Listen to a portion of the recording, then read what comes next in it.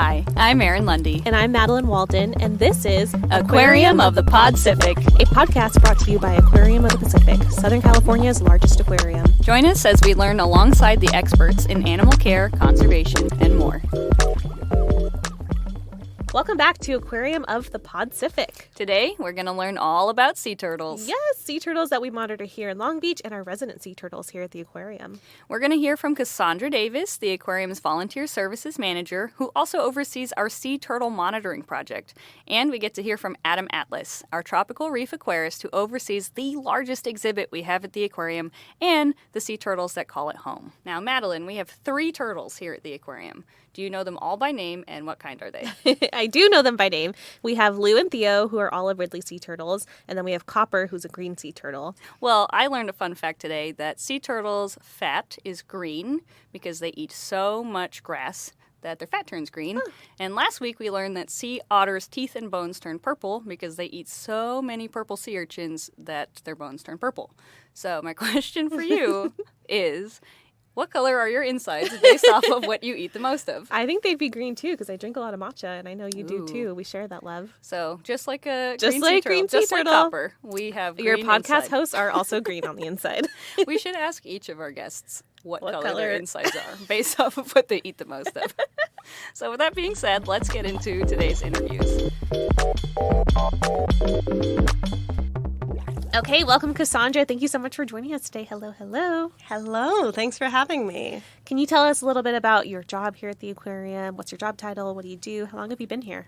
Sure. I'll start with how long I've been here because that's kind of a fun starting point. I started as a volunteer in 2011, and I was hired to be full-time in 2015, early 2015. That kind of started my journey to being a full-time paid staff member at the aquarium, and I have been working particularly with volunteers ever since. So what were you volunteering in when you first started? I volunteered in a lot of different departments. All of them. Everything. All of the above. I started off as an education volunteer. I also was doing late night events, and I became a day captain leading the education volunteer teams. I dipped my toes into marketing and working with the marketing team as a volunteer.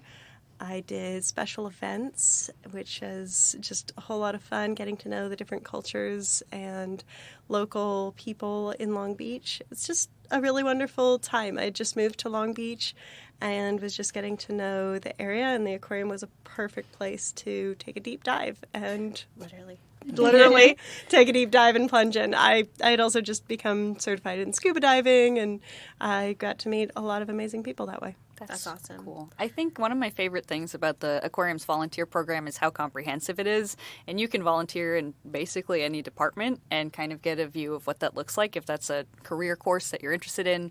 And it's really cool to see people from all walks of life being a part of our volunteer program, and we are so volunteer-based that we have so much value on them. So I think everything you do is super valuable to us. It's just super fun. We get to, like you said, work with people of all walks of life, and we get to really get engaged with the community and connect people to service. Everybody should be able to have, honestly, the rewards that you get from volunteering and being part of a community, because there's so much to learn and so much to get back from that. Our volunteers, we have them give a lot to us, and they get a lot back out of it. It's really neat. We couldn't do what we do without our volunteers. They're such an amazing group of people. Absolutely. But today's transition. Transition. It's so seamless. What do you mean? We could talk about volunteers forever. But I would love to talk about something that you do separately from our, well, I guess it's related technically, is our sea turtle monitoring program, which is a citizen science-based project, right? Yeah. Speaking of volunteering, that was one of the first things I really became involved in at the aquarium. I got to know a lot of people while I was an education volunteer, and one of them said, hey, why don't you come to this meeting we're having about sea turtles and Long Beach? And I said, okay. And I had no idea. I was committing to 10 years of gathering data and working. No, it's been really amazing. So yeah, one of my other volunteer roles when I first started out was as a citizen scientist or community scientist, working with this sea turtle monitoring project and working with the Los Cerritos wetlands to see what this might look like as we move forward with it. So cool. What is citizen science? What's community science? How would you define that? Really, it is all science. The roots of science are based in inquiry and pursuing a question, finding answers that lead to more questions. Mm-hmm. And what's really neat is that there's been a bit of a revival in this idea of community science, this idea that everybody can participate. It's not something that's up on a high shelf in a tower somewhere. Science is more than mixing chemicals in beakers. It is that too, which is always fun. But science is everything around us. And community science means that anybody can get involved. We are pretty intentional with using the word community because you don't have to have citizenship to be a scientist. You can participate in gathering data, gathering information.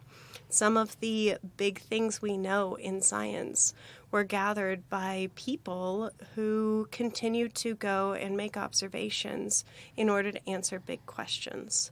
And so community science is really tapping into the community and saying, hey, we have a big question we don't have any way of answering without tens or hundreds or thousands or more people giving us information, telling us what they see, what they observe, and recording that and gathering this information over sometimes long periods of time. Mm-hmm.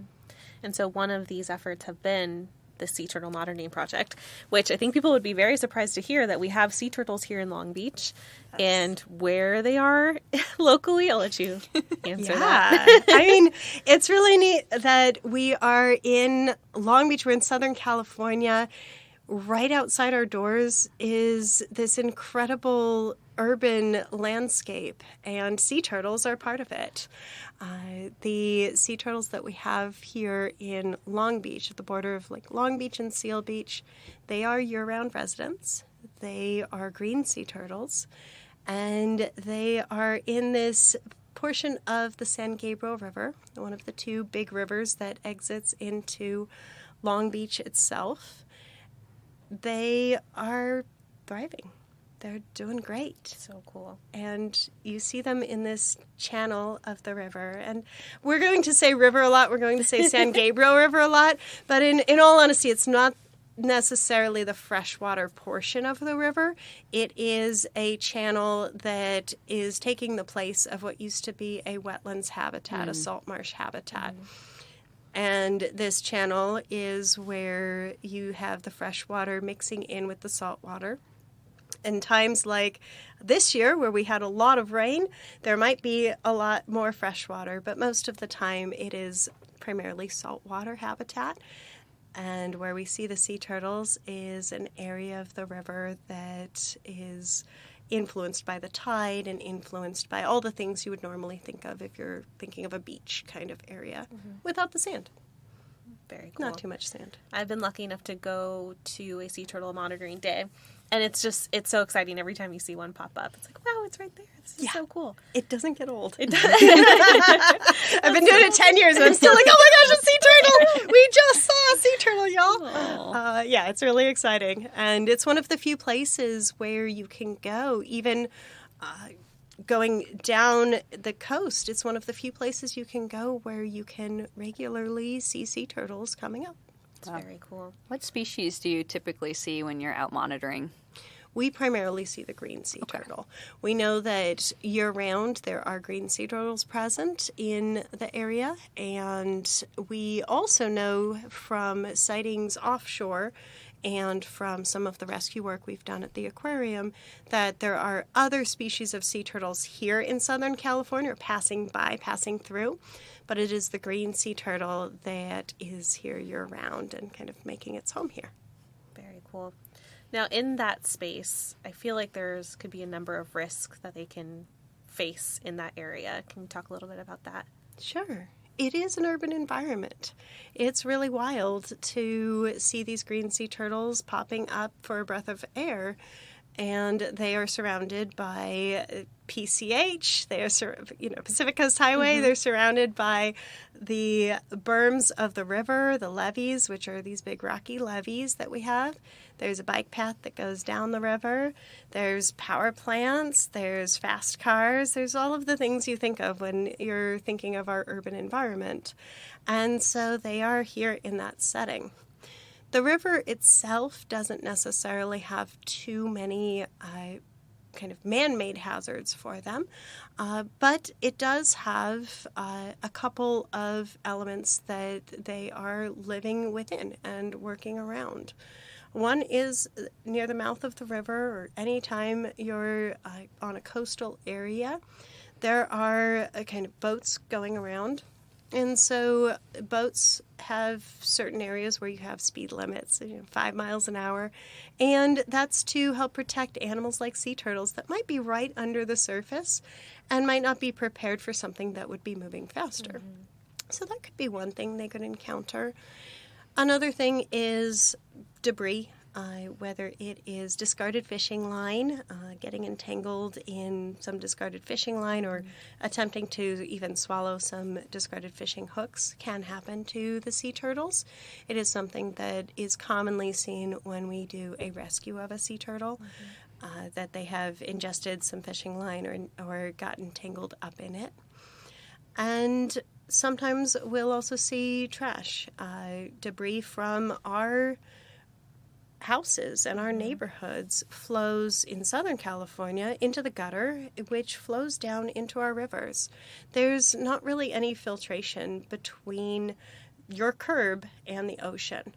There are some areas where we have berms or other things to help stop some of the trash, but it doesn't go through a system. It just goes into a underground river, then goes out into a channel and goes out into the ocean. So the sea turtles are often swimming around where we see some of this debris or trash floating down the river, and that seems to affect them to some degree. Of course. I know. Yeah, there have been sea turtles found with trash ingested.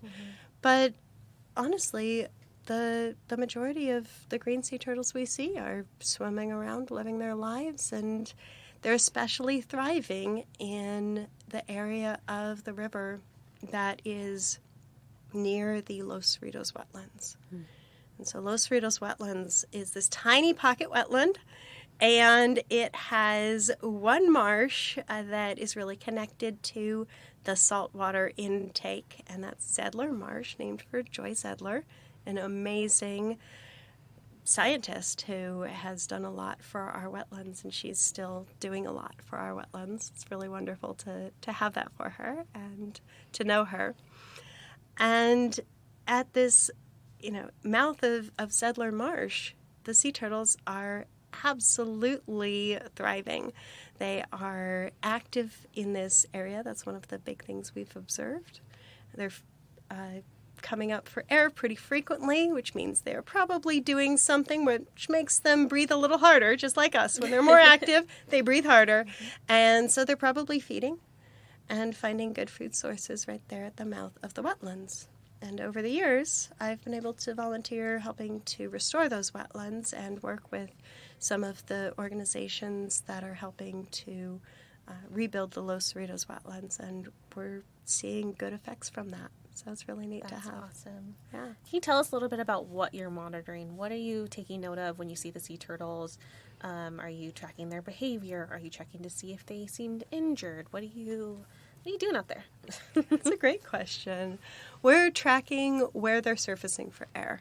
That is one of the primary objectives for the study. We get to, since we're able to bring in a number of different community scientists, and they all gather together, and then we spread out along the river at specific observation points, and we track how many times we see a sea turtle coming up for air.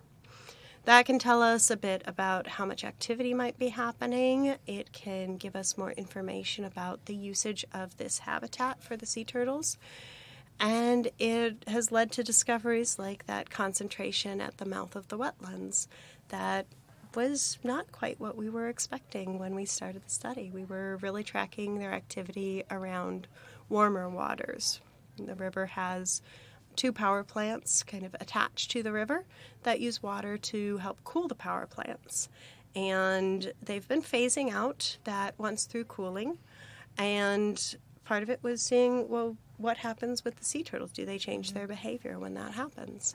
And that was the original objective for the study, but we've learned so much more in the process. That's amazing. How cool. When you said you were doing surveys around the power plants and kind of identifying how that might impact sea turtle behavior, were you finding that they hang out in the warmer water or that they avoid it a little bit more? Oh, good question. So sea turtles are reptiles. They were originally, they're kind of one of those animals that migrated out of the ocean, evolved to be on land, and then they went right back into the ocean. Whales are kind of the same way. So some of them were like, I saw what's up there. I'm going to go back. I'm going back. I'm good. And so sea turtles generally, after they hatch, more than half of them never come out on land again, half that survive. And they only come back out on land to lay their eggs. Mm-hmm. But they're reptiles and they do like the warmth. So they're not like us, they can't generate their own heat. The green sea turtles, though, they do have some adaptations that help them survive in slightly colder waters. They have thick blubber, thick fat that is green because they eat grass. They're basically lawnmowers of the ocean. And that is a direct quote from a scientist, like a real genuine NOAA scientist. So you can call them lawnmowers of the sea. So green sea turtles, they mostly eat seagrass, but they do, even though they have that thick blubber, they need to have a bit more warmth. So their lowest really habitable temperature is about 50, 55 degrees, somewhere in there. They need something a little bit warmer. And there are 3 sources of warm water in the river. 2 of them are the power plants with the ones through cooling, and then 1 is the river itself. So the water coming down the San Gabriel Channel, it was a free-flowing river. It has become channelized, and it goes through miles of cement before it hits the ocean water. And in that process, it heats up tremendously. If you ever have, stepped in a puddle that was sitting on a cement, it's warm. Mm-hmm. And so they also have that. And they have a small pocket of warmer water from the wetlands as well. Wetlands tend to have shallower pools with dark green matter in them, and they gather warmth, and it's a little bit warmer at the mouth of the wetlands too. I think that's a really interesting observation to see that the sea turtles are sort of choosing to use this warmer water from the power plant, because typically when you think of human-animal interactions, you typically think the anthropogenic, the human activity, is having a negative effect on these animals. But it's interesting to see that some of the things that we do, even if we might think, hey, this negatively impacts the environment, there may be some species that benefit from that or use that more. And this might be sort of a complicated question, but do you think that if the power plants stop using that water for cooling, we might see a detrimental effect on the population of sea turtles in that area, or do you think they would find somewhere maybe else to go? I certainly wouldn't call it a detrimental effect. I think we would see slightly different habits forming from the sea turtles. We see them up and down the river, not just in the area of the power plants.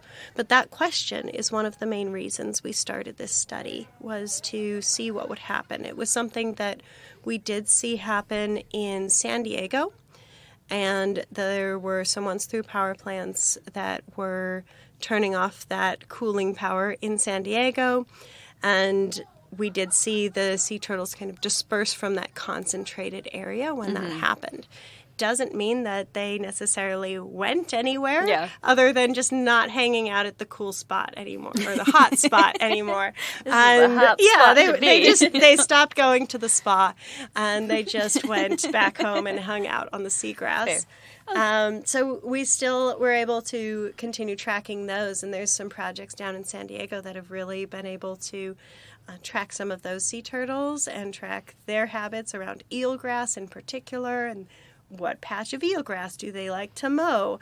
They have home patches of grass. They keep a nice trimmed front lawn. They are really, they've really established themselves. Those sea turtles in San Diego do tend to be larger, which can mean that they're older. in the river, we don't tend to see super large green sea turtles. Green sea turtles are the biggest hard-shelled sea turtle in the world. They get big. And we have had a couple that we've seen that are very big. We even had one that was rescued that was over 200 pounds. Oh, wow. So it was big. Big guy. Yeah. And we have seen larger turtles, but the majority of the ones we see are much smaller. That means they are probably younger. And some of it is food availability. Like they grow bigger if they have more food, warmer waters. They don't grow as big if they don't have as good of conditions. But the ones that we see in the river tend to be younger, more juvenile, and they don't necessarily have those established like grassy patches that they've seen down in San Diego. At least not that we've found yet. So as a teenager and a juvenile, they're hanging out in LA, they're doing cool stuff. Then as they get older, they settle down, they get their home grassy patch, and they mow their lawn and keep it nice. Just like us, living the dream. Wow, I'm learning more about turtles every day. That's amazing. So I have been lucky enough to come along to a couple of sea turtle rescues and releases that the aquarium has done. Is that something you are looking for when you're out monitoring sea turtles in distress? What does that look like? And what should someone do if they see a sea turtle seemingly in distress? That's a great question. I know that this will be available nationally, so I want to emphasize if you do see a sea turtle and you think it is in distress, please reach out to National Marine Fisheries Service, NOAA. There are national hotlines as well as local hotlines that you can reach out to. They will know how to take care of the sea turtle. They'll be able to connect you with local rescue organizations like the Aquarium of the Pacific. They will be able to assess the turtle. They will be able to determine the best way to even handle the turtle. It's really important that you're not trying to handle a turtle yourself without some instruction. Now, if you are fishing and you accidentally catch a turtle, there are some instructions. Sometimes in popular places, there's even signs up with instructions on what to do to help make sure the turtle has best chance of survival. Or you can call these hotlines and they'll walk you through step by step how to make sure that the turtle survives. But because sea turtles' spines are attached to their shell, it's really important that they're handled in specific ways so that you don't accidentally cause harm to the turtle by handling it. So first and foremost, if you see a sea turtle in distress, please call the stranding hotline, and that will get you directly connected with somebody who can help walk you through the next steps of what you're going to do. We do have some unique situations here in Long Beach. Yes, we're always keeping an eye out if a turtle looks like it's has a different breathing pattern. Then we're going to call, and we call too. We call them and ask what we should do next. And we're going to try to make sure that that turtle is okay. I will say, as a huge caveat, that has happened once in the 10 years that we've been doing this for a sea turtle, that we've been rescuing it. And it happened many years ago now. But I think that influenced everybody. Fortunately, National Marine Fisheries Service, NOAA, was on site. They helped to get the turtle up on shore. It was maybe about 2 or 3 feet long, and we were able to disentangle it. They were able to assess it, take the measurements they needed, take pictures of its face for identification later, and then release it back into... Yeah, it was great. And it happened to be a day that NPR was reporting on us. No big so deal. It's just like, no worries. The turtle was not a paid actor. Right. I mean, I was like, this does not happen every day. We also had a lot of volunteers that I was training at the time, and I was like, this is not what a day looks like. This was once in lifetime experience. But it was pretty wild. It was a lot of fun. Out of that, the aquarium realized, hey, we need to raise awareness about having this stranding hotline. And so the aquarium sponsored some signs that are on the river at the different entrances to the bike path in that area. that have the phone number right there on it, so that if you are on the San Gabriel River, you can immediately find that number. It's also on our website under the Sea Turtle Monitoring Project information. So if you're ever like, I can't remember what to do, it's just much easier to like look it up on your phone and find it pretty quickly. Yeah, we'll be sure to link it in the show notes too. So if you're interested, you can click on that and read a little bit more about that. But my last question before we get to questions from our social media is, what are some of your favorite observations during your time doing the sea turtle monitoring? Does any stand out? I mean, I know there's something aside from that one. Yeah, aside from just randomly rescuing and saving the life of a sea turtle, that was cool. Aside for from sure. that. Pretty high up there. I think that there've just been some magical days where you go out there and maybe you're not expecting too much and you watch the water and you're always prepared for 0 observations. 0 is a number. It's important data. Mm-hmm. But every once in a while it's incredible and there's just sea turtles popping up left and right and you're like, oh yes, there's one.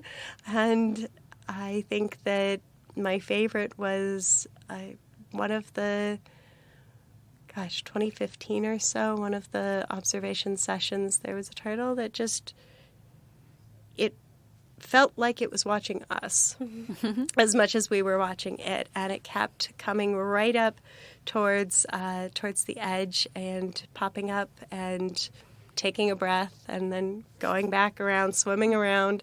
It was just so much fun. It was really cool. Little did you know he had a clipboard underwater. Right. And he was counting your breath. Counting how many people were watching him. How much you guys were breathing. Yep. You know, what activity you're doing. Are they foraging? What are they up to? I know. They've got all these theories about us now, I'm sure. Like, what is happening? They have decades of data on this. Absolutely. Probably more than that. Yep. I mean, you know, that area used to be wetlands. It used to be a key habitat for green turtles. It is likely that they have been there since before, or I guess time immemorial is how you might say it, long before we started recording them. Beyond that, I think some of my favorite observations are not sea turtles at all, just the other things that you see by being out there all the time. We've seen dolphins swim up the river. We've watched paddleboarders paddle around. We've seen sea lions, which, by the way, I did try to paddleboard to that area once. Not recommended. It is so hard to get there. There are other places you can go local to Long Beach that are so much better. Enjoyable. Much more enjoyable. That was not easy. We gave up about halfway in. Yeah. And, dolphins, sea lions, all kinds of bird life. And we have on footage some juvenile sharks, probably smoothhound sharks, only like 2 feet long. Oh, little sharks. And this one time I saw a green sea turtle that the whole turtle could have fit on a piece of paper, an 8.5 and 11 sheet of paper. It was so tiny that I was like, that can't be a sea turtle. And it absolutely was. And that was really a lot of fun.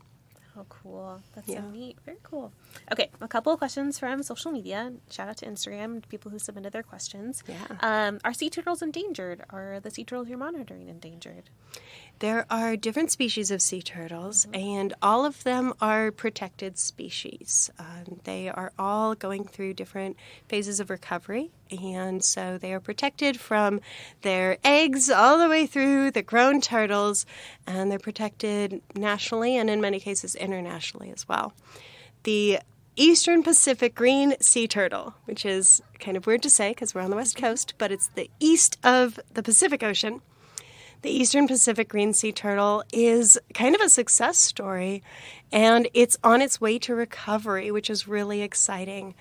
That is in large part because of the work of nonprofits and government agencies dating all the way back to the late 70s, all the way through today, in helping to protect nesting beaches in areas like Michoacan and helping to prevent large entanglements that might harm sea turtles, helping to have those species bounce back and come back. So they have moved from the endangered status. Their official status for Eastern Pacific green turtles is now at the threatened status. So that's like the next step up. It's moving on up. Still very protected, still in recovery, nowhere near the numbers they should be. But we're starting to see that success. And it takes a long time. I mean, we've talked about those teenagers, those juveniles. They're actually probably in their 20s or so. It takes at least 25, sometimes up to 50 years before a green turtle is of the age where it would go back and reproduce. Wow. So they like really hang out at their parents' house a long time. They enjoy their youth. They enjoy their younger years. Learn from the turtles. Really enjoy that time. Yeah. How do sea turtles find their breeding grounds each year? That is a great mystery. Ooh, nobody knows. Mysterious sea turtles. So they do go back to the same nesting beaches year after year. We know that from a lot of tracking studies, some that originally really did involve kind of a community science. Some of the early sea turtle researchers in the 1950s and 60s, they developed tagging methods, so little metal tags that they would attach to sea turtle flippers, and they would get those mailed back to them, and they would offer a reward for mailing it back. And they would record, where was this turtle seen? How far did it travel? And up until then, it was really thought that turtles, since they were seen every year or every 2 years, that they probably had shorter lifespans and they stayed local. And through that tagging, through the efforts of different community members, like mailing those back, they learned that these turtles live a long time, they travel long distances, and they do come back to the same nesting beaches year after year. But how they get there is somewhere between magnetic sensing and like all these migratory things that we talk about with ocean species, right? They are able to have some magnetic sensing. There are some turtles, like the leatherback sea turtle, they travel further north, but they do seem to have a signal that points them back south again. Wow. And that is probably sunlight based or UV based. They have a patch on their skull that is a little bit thinner, and it is thought that that could give them that indication of when it's time to start moving. It could be smells, it could be taste, it could be temperature, time of year. There are all these different factors, and the most likely answer is it's all of the above that leads the turtles back to where they came from. I suppose it would kind of be like, how do you know your way back to the home you grew up in? Like, I don't know if you could actually describe that. You're like, just turn left at the tree. Yeah. That's Internal obviously GPS. how you go. Yeah, So they've just just go. got this GPS. The So only cool. difference is they like hatch, head straight out to sea, and don't come back for another 25 to 50 years. Yeah, not like us where it's like, I've grown Not- up there for not my quite whole the life. same, Yeah. but yeah. They know. Yeah. How is it the beaches where they hatch that they return to for breeding? Yeah. What would happen, and you might, I don't know if we know this, but if there is a beach that a turtle hatched and then that beach was, destroyed or, for some reason they were not able to access that, would they choose a different spot or do they just not breed?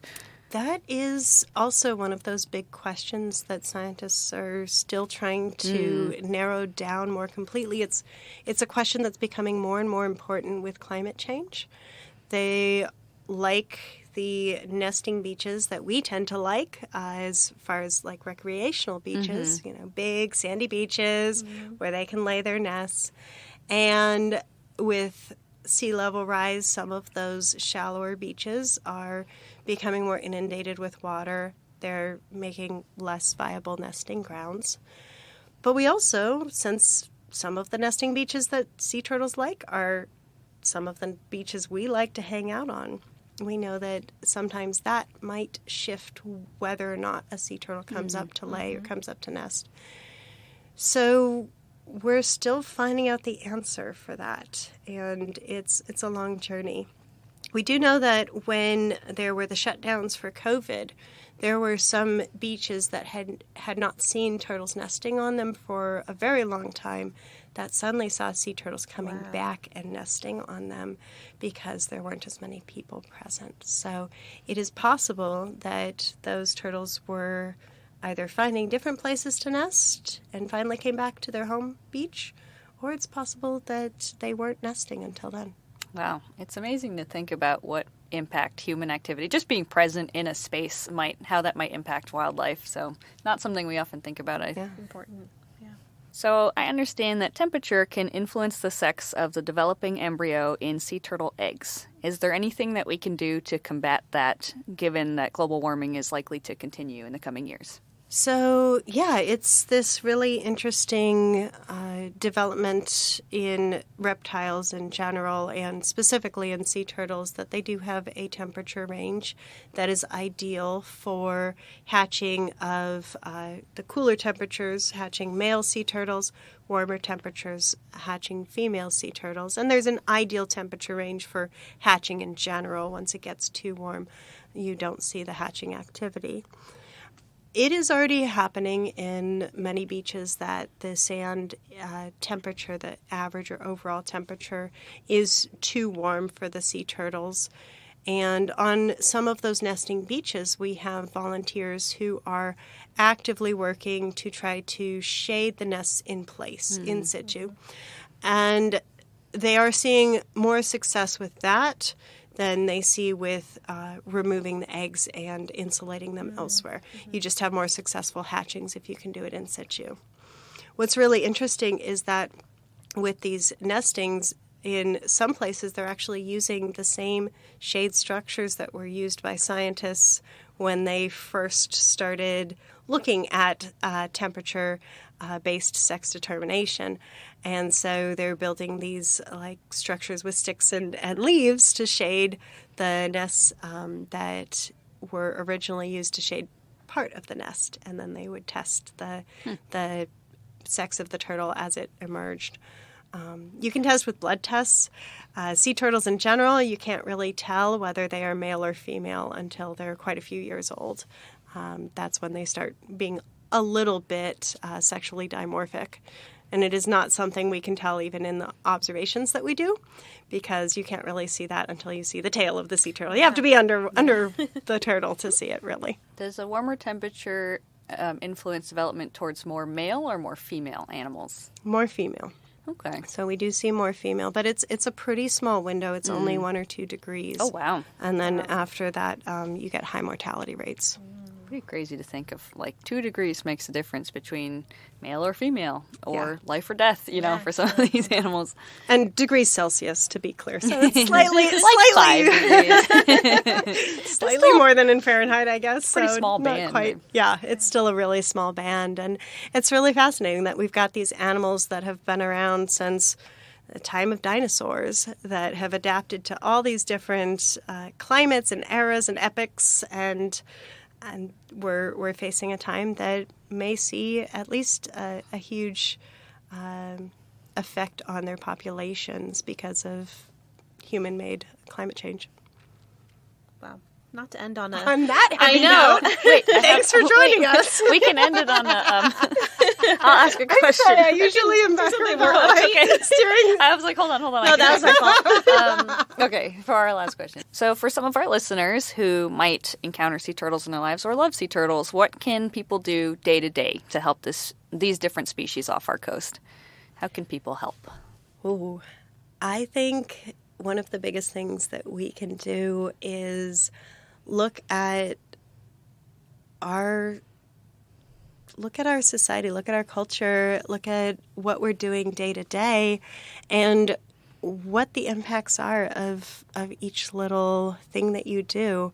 What's cool about that is I don't think of it as like, what is the negative impact, but how can I make a positive impact? How can I change the world to be something cooler, something different, something more exciting? And, really, I have a son, he loves sci-fi, and really just looking at like, okay, well, what if I wanted a Star Wars type universe? What would that look like? How could I make a decision in what I'm doing in a day-to-day basis that leads to flying cars, or leads to how can, because we can. I mean, I've seen so much change just in my short life, where we went from not really having ways to communicate to carrying around computers in our pockets. And this is really revolutionary. Like the internet, being able to share things. We're on a podcast sharing ideas. This is huge. So sharing your ideas with other people, thinking about what future you want to envision, and manifesting that future. Like, not just for what happens tomorrow, but what happens in 10 years. And like, build that reality. And it's really cool to be in a place where we're like, oh, we can. Like, someone envisioned a freeway and built it, and we could unbuild it. We could do whatever we want. Yeah. We're masters of our own destiny. Yeah, I mean, like, everything we're working on, somebody envisioned the aquarium and built it, and we have this way that people can explore this underwater world that they wouldn't see otherwise. That's incredible. Well, I think that as a master of your destiny, it's very cool to see that you've chosen to spend so much time caring for these animals and doing community science and dedicating sometimes your free time and volunteering your time for that. I think that's amazing, and I think that's a great way to get involved as well. So if you have community science projects local to you and you're listening to this, join in. If there are species you're interested in, some of those science projects aren't even species specific. They're just anything. Everything is science. Absolutely. Mm-hmm. And you make it sound so selfless, but in all honesty, it is completely selfish. Like, I love turtles. This is just fun. No, like, it's so fun. And with community science, you get to do all kinds of crazy things. I mean, I've stood out on beaches for grunion greeters and gotten to see fish jumping up out of the water at like midnight. I've been able to explore bridges in the LA area looking for bats and listening to bats with these cool bat trackers. I mean, there is so much that you can do with community science that's just a blast. It's a lot of fun. And yeah, so you make it sound really cool, like I'm this honorable person, but it is completely selfish, and it's fun stuff. Awesome. Cool. Thank you so much for chatting with us today. That was so insightful. I think we learned a lot, and our audience will learn a lot. If you go to aquariumvolunteering.org or just go to the Aquarium of the Pacific website, that's just a shortcut to the volunteer page. If you go there, you can see all of our current openings for different programs. We have programs for people of all ages and backgrounds, from community science through being on site at the aquarium. If you're a family and you have kids age 8 and up, you can be family volunteers. We have teen programs and volunteers participating in all kinds of different aspects of the aquarium. It's really, really neat to be able to have such an amazing community of people. All right, so next up we have an interview with Adam Atlas, who is one of the aquarists here at the Aquarium of the Pacific. Hi, Adam. How are you? Hi. Hello. Hello. Tell us a little bit about what you do here, what your job title is, and how long you've been here. So I'm with Aquarist, obviously, at the Aquarium of the Pacific. I work up in the Tropical Pacific Gallery, the warm water exhibit, so I work primarily with our large tropical Trop Reef exhibit and the soft coral. If you've been here, it's one where you walk through and it's a tunnel on either side of you, and the big window, that's for the really big deep tank with the sea turtles inside of it. And then I also work with our main coral exhibit, the live coral exhibit, that if you walk by, it's got all the bright pink and orange fish inside of that. Beautiful. And those are two exhibits I work exclusively with, and they are very fun to work with.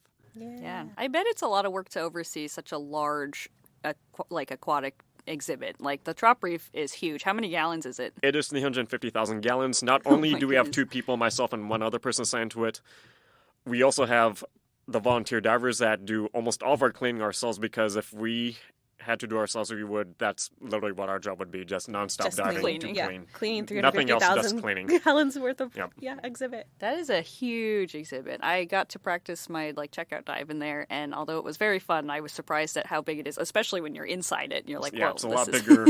It's a lot bigger on the outside than it appears. Yeah, it is massive. So we have 2 of our sea turtles that live in the Trop area. Technically, yes. One that lives on the tropical reef side, the big side, and then lives on the soft coral garden side, which on the tunnel is the smaller side. Okay, so tell us what their names are and who they are, what species. So on the tropical reef side, we have Copper, who is a green sea turtle, and then on the soft coral side, we have Lou, who is an olive ridley sea turtle. Okay, and Lou, I understand, is a rescue turtle and was rescued with his friend Theo. Brothers, yeah. Brothers. Yes. I don't think I knew that. So, Lou and Theo have an interesting story. So what happened was, before this aquarium opened in 1998, what happened was that they were it was a batch of eggs being smuggled across the Texas border from Mexico, They were caught by customs, and they brought the eggs over to, I'm not sure where they were raised. They were not raised here in California, though. They were raised, and it turned out that 2 of those eggs were fertile, and they hatched out. They came here to this aquarium before we technically opened, so they are original residents of this aquarium, and they've been here for the entire time because somebody tried to bring them across the border, but were fortunately caught. Yeah. So we got those 2 animals, and I don't think I even realized that they were charter animals, that they've been here that long. And my understanding is one of them now lives in our Shark Lagoon area. Yeah, so Theo lives out in Shark Lagoon. The main reason is just because they are large animals, and we want to give them the space that they need. The nice thing about, even though he's a sea turtle, the sharks out there don't actually bother him, even though they are large carnivorous fish. They leave him alone. He leaves them alone for the most part. I heard he kind of runs that exhibit. Yeah, He's in charge. He's in charge over there. He's very, very food motivated. Let's just put it that way. So those 2 animals are at least 25 years old, At given least. that this is our anniversary. How long can an olive ridley sea turtle live? So sea turtles in general, they only live to be about as long as human lives. Average human life expectancy is 74 years, I think, roughly. So they'll live to be about 80 So plus pretty years. long-lived species, but not as long as Not as long as a 150 tortoise, years. which is the oldest tortoise was just 188, I think. Oh, wow. Goodness. That's an old That's tortoise. an old tortoise. Yeah. We have some tortoises here, but today we're talking about sea turtles. Not nearly 180 Tortoises, turtles, years not old. the same thing. No, And not then the we same thing. have Copper, and Copper is a green sea turtle. He is a green sea turtle. He came from another AZA facility. He was raised there from an egg. Oh. He's a very young, crazy How old? teenager. He's only about 13, and he acts like a 13-year-old. So do they, in their maturity, sort of mature at the same rate as humans? Like, is he going to be a wild teenager from 13 to 18, He's probably going to be a wild teenager for 80 years? Yeah. Whole life. I know some people like that. Yeah, some people never grow up. Some turtles never grow up, apparently. He's like that guy that peaks in high school. There you go. Poor Copper. So what is different about taking care of our sea turtles versus some of the other animals that you care for? So the nice thing about the sea turtles is that they are relatively low-maintenance animals, and that you're just making sure that they're not injuring themselves, not attacking Sure. anyone else, and just monitoring their weight, doing physicals, and making sure they're up to health, and that's pretty much it. And you weigh the turtles? We do weigh the turtles, so because they do breathe air, we don't ever have to worry about bringing them onto land. We just make sure that they stay moist and temperature controlled. Otherwise, we can put them on land for quite a while, and it's really easy to weigh them. They're very heavy, so they're one of those animals that they can't really support their own weight out of water, which is why when females come up on the beach, they're very clumsy, so it's really easy to just plop them up to a scale. So are they trained at all to participate in that type of healthcare?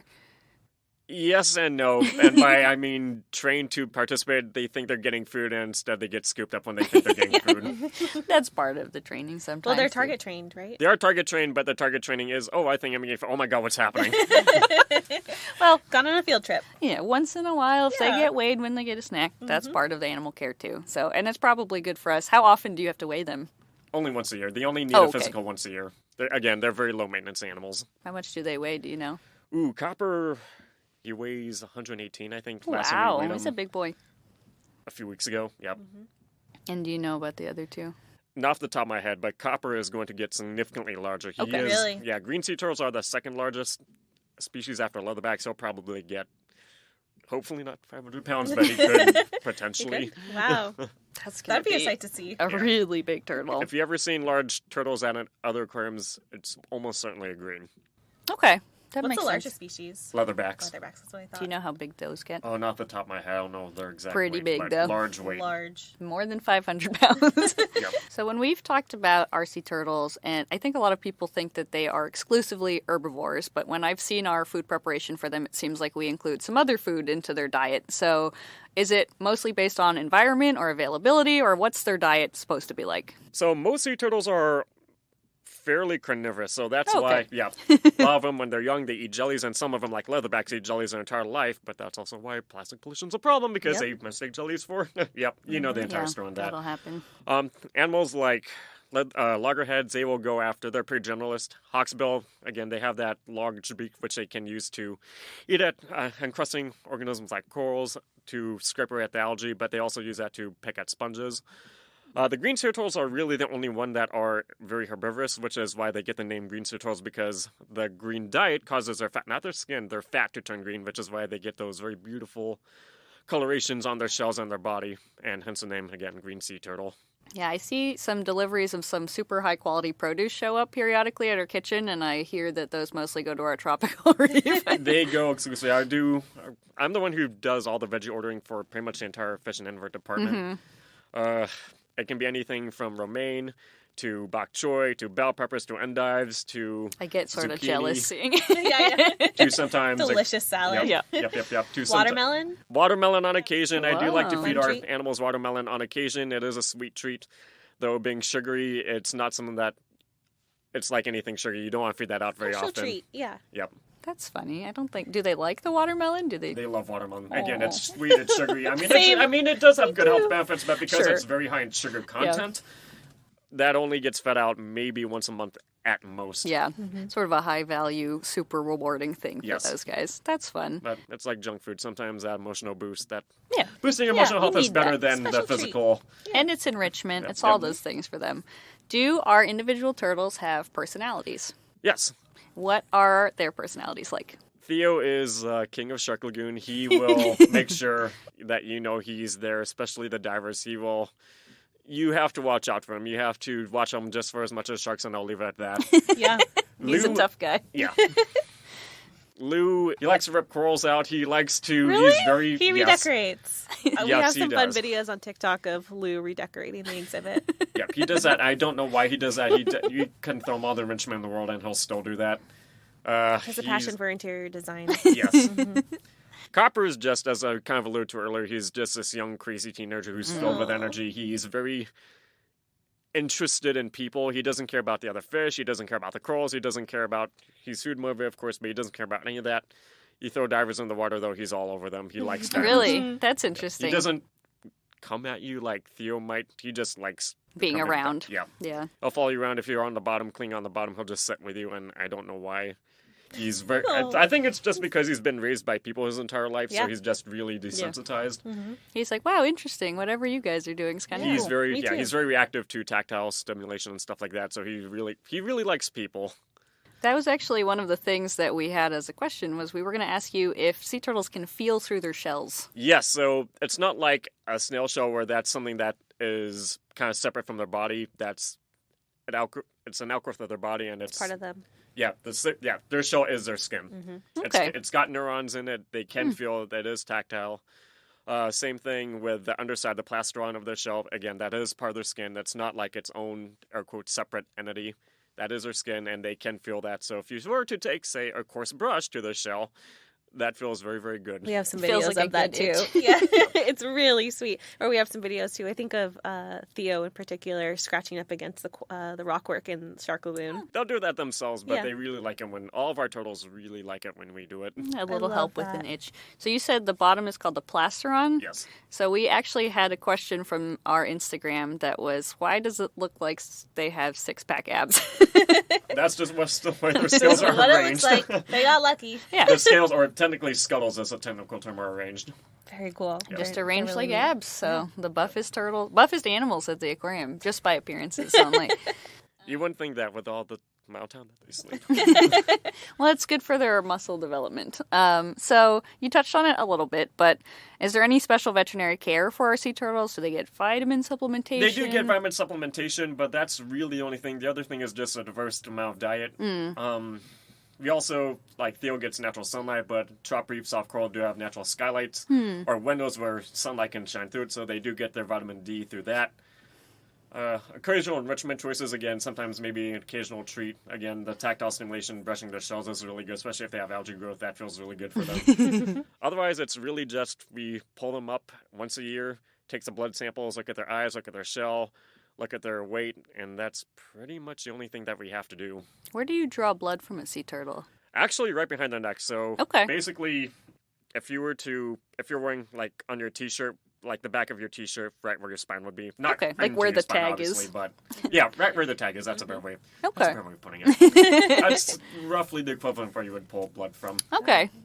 That's interesting. I guess I never really thought about if you were drawing blood from a turtle for health purposes, where would you get that? The next question we have for you is a little bit of a weird one, but I heard that some turtles breathe through their, I'll say cloaca to be scientific. Technically, yes, there are some turtles who can do that. Do sea turtles do that? I have never seen our guys do that. Let's just put it that way. I've not seen our guys do that. As for actual sea turtles, I have no idea. Okay, so maybe, but there are some species of turtle that have cloacal respiration, is I think what they're calling They it. breathe these through days. their butts. Okay, that's how I'll say it. That's how we say it around I'll be here. brave. I'll say it. And then I wanted to ask, what is the most challenging part of working with our sea turtle collection? Honestly, they're not the smartest animals, so sometimes working with them just in that aspect, it's like, oh, I want to train you. All right, well, this is going to be fun. Or we say, Copper, his last physical, we couldn't get him to come up because he kept trying to go back to sleep. And so we had to drag him up ourselves because I'd kind of wake him up and he'd start swimming around, immediately go back to the bottom and just sit there. There wasn't even any fight with him when we picked him up. He just wanted to go back to sleep. And it's very obvious even through the entire procedure that he was very not stressed, just napping. He was very only half aware of what was going on. That's a good sign, right? That his doctor visit was not stressful for him at all. Because when he doesn't want to be caught, it's very difficult to catch him. So the fact that he put up no fight, I was like, okay, you're barely awake right now. He's like, it's all good. He doesn't wake up normally until about 8 o'clock anyways. Oh, wow. Same. It's very unusual to see him awake before 8. That's so funny. It's funny to think of how distinct of a personality and like routine they have in their own lives too. Because once he's awake, he's very energetic. Well, he sleeps a lot, so he can have all that energy in the world.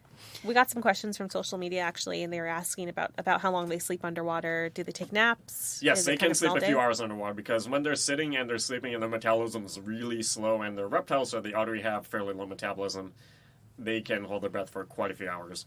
That's fun. So if you see a sea turtle in our habitats that are just at the bottom resting, motionless, they are they are sleeping. That is not something to worry about. I can guarantee you that they are not dead. That's just what they look like. And sea turtles live just long, slow lives. Long, slow lives. Long, slow lives. That's the life of a sea turtle. That's it. That's what I want for me. A long, slow life. Yep. Another question that we got from our Instagram was, do sea turtles ever come out from the water? Only females do to lay eggs, and that's pretty much the only time that they will do that. So males will generally never emerge. Males, generally, once they leave the beach, that's it. They will never come back to land. They are very adapted to living in the ocean, and they are very not adapted to life on land. So when you see those videos of all the sea turtles hatching out from a beach and just making a break for it, a lot of those is the last time they'll ever be on land. Chances are, yes. That's pretty cool. Yeah. Never really realized that. How long can they stay underwater? Kind of the same thing as when they're sleeping. They can spend underwater for a few hours for the low metabolism, but say if they're hunting, that can be over a half hour. Obviously, they're using energy when they're doing that. Mm-hmm. Another question that someone asked was whether or not sea turtles can stick their head and limbs inside their shells. No, they cannot. They're not like a tortoise where they can completely pull their heads and fins in. They can kind of tuck them to be flush against their shell, but they can't fully pull them in. Okay, so if there are predators around, and what kind of predators would they have? How would they protect themselves from those? The main predators that they have, just because of their size and their shell, well, assuming they're adults, when they're young, anything can pretty much eat them. But when they're adults, really the only things they really have to worry about are sharks. And the main thing with sharks is either outswim them, or even sometimes fight back. So sharks can bite through their shell? Absolutely. Tiger sharks especially are sea turtle specialists, and if you look at their teeth, which literally have serrations upon the serrations, upon the serrations, and that's not an exaggeration, it's the layers of serrations, they can just chew through that shell like it's nothing. Wow. So it's a swim away situation. Swim away, yeah. And do your best. Yeah. Yeah, triple serrated teeth on top of a very strong bite force, yeah. Wow, that's and pretty crazy. large size themselves. Mm-hmm. We are going to talk about sharks in a future episode, so I think it'll be interesting to ask our shark expert, what's the deal with tiger sharks? And on kind of that note, I will say that obviously sharks are their natural predators, but humans, of course, are absolutely problem. their biggest. Yeah, definitely. Yeah, marine debris seems to be a really huge issue for sea turtles. Marine debris, collecting of their eggs for, as we talked about Lou and Theo, random poaching, but also people who harvest them for their meat, for their shells. Mm-hmm. That's a pretty big thing. So a good rule of thumb if you see a sea turtle is to leave it alone and let it live its life out in the ocean. So by U.S. law, you are not allowed to approach a sea turtle. Within, you might know that answer from Hawaii. I think it's like 50 feet or something like that. It's some amount of... It's some amount of feet. I don't remember, but yeah, there is a law stating that you cannot get within... I think it's like 20, 450 feet or something like that with a sea turtle. And if you get caught, a lot of times if you have a good tour guide, they will let their displeasure be known. Yeah. Well, and it's for the best, right? We don't Yes. want to disrupt these animals in their natural habitats. Do you think that our individual turtles recognize you? They recognize people. Copper especially, he sees a person out in the water and he'll start following you along the surface. But that's also because he's very food motivated and he just immediately associates people with food. He knows that there's snacks involved. Yeah. And what is their top speed? Ooh, when they really want to go, Copper, God, he can probably hit a good 5-8 knots if you really want. He can dart fast. It's funny to think because He's you usually really see them like fast. gliding. You don't usually see them booking it, but it's funny to If think he wants that to they take can. off, I've seen him Wow. really take off. He can move fast. Well, that sort of wraps up the questions we had from social media, but I was wondering, before you go, if you could tell us your favorite part about your job and any interesting stories about our turtles you'd like to share. I mean, obviously, we're here for the animals. That's why we are here. We want to work with animals. We like animals. We want to be surrounded by animals all the time. As for the turtles themselves, they're just fun, very large, charismatic animals to work with who have fun personalities. Copper especially is very much a favorite in the gallery because he's got a very, very rambunctious personality and he makes it known. We find him doing some very interesting things on his own accord, sleeping in weird positions, just doing things that we don't know why he's doing it. He's just doing it. We're not meant to understand the mind of a turtle. Yeah, it's a for very us to small know. mind with a very small gear that's spinning by itself. But it is doing something. It's We doing just don't know something, what. but yep. Well, I think that's all the questions that we had for you, Adam. Thank you so much for Thank sharing. you. Your That was expertise. awesome. Yeah, that was a really nice wrap-up of a little bit of our turtles here at the aquarium. And if you guys want to see, we again have, which one was in Shark Lagoon? Theo? Theo is in our Shark Lagoon habitat, and then we have Lou and Copper, who are both in our tropical reef habitat, which Adam gets to oversee. So if you ever see a diver in the water, say hi, it might be Adam. Aquarium of the Podcific is brought to you by Aquarium of the Pacific, a 501c3 nonprofit organization. In 2023, the aquarium celebrates 25 years of connecting millions of people worldwide to the beauty and wonder of our ocean planet. Head to aquariumofpacific.org to learn more about our 25th anniversary celebration. Keep up with the aquarium on social media at Aquarium Pacific on TikTok, Instagram, Facebook, Twitter, and LinkedIn. This podcast is produced by Erin Lundy, Madeline Walden, and Scott Shaw. Our music is by Andrew Reitzma, and our podcast art is by Brandy Kenny. Special thanks to Cecile Fisher, Anitza Valles, and our audiovisual and education departments, and to all of our amazing podcast guests for taking time out of their day to talk about the important work that they do. Podcific wouldn't be possible without the support of the aquarium's donors, members, guests, and supporters. Thanks for listening.